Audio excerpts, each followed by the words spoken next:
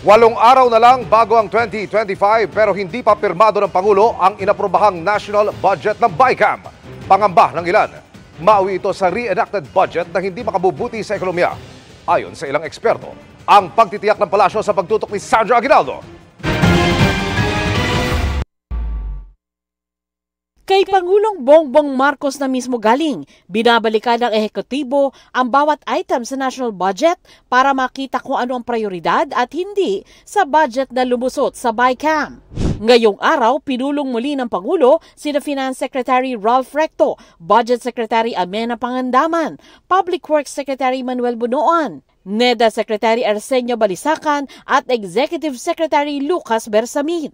Kasunod ito ng puna sa ipinasang budget, kabilang ang pagbibigay ng pinakamalaking alokasyon sa Department of Public Works and Highways sa halip na sa education sector na paglabag umano sa saligang batas. Pati na ang pagkaltas sa budget ng Department of Education, pagtanggal ng subsidy sa PhilHealth, pagbabalik ng kontrobersyal na ayuda sa Kapos ang Kita Program o AKAP, at paglobo ng pondo sa Kongreso. Pero 8 araw na lang, papasok na ang bagong taon. Kaya may pangamba ang ilang eksperto sa governance at ekonomiya na kung hindi mareresolba, posible ang reenacted budget sa 2025. Ito yung pagpapatupad muli ng budget na ginamit sa nakalipas na fiscal year hanggat hindi na ipapasa ang panibagong budget.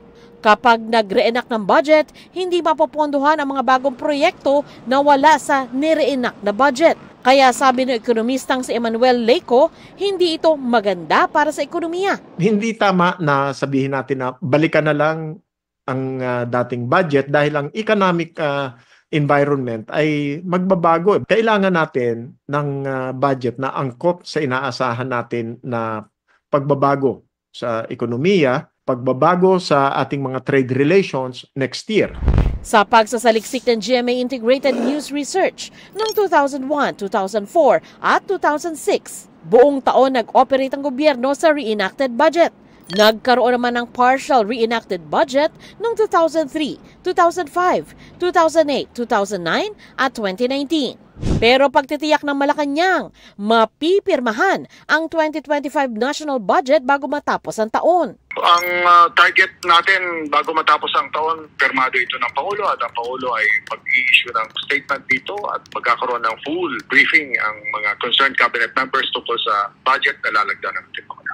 Ayon pa kay Press Secretary Cesar Chavez, hindi raw napag-usapan man lang ang reenacted budget sa mga meeting ng Pangulo. Kailanman ay hindi napag-usapan sa series of meetings ng Pangulo ang reenacted budget, sapagkat tinitiyak ng Pangulo na mayroong budget na lalagdaan bago matapos ang taong ito. Kung ano man yung kahihinatnan ng budget ng 2025 ay dapat naaayon sa 8-point socio-economic agenda ng ating Pangulo.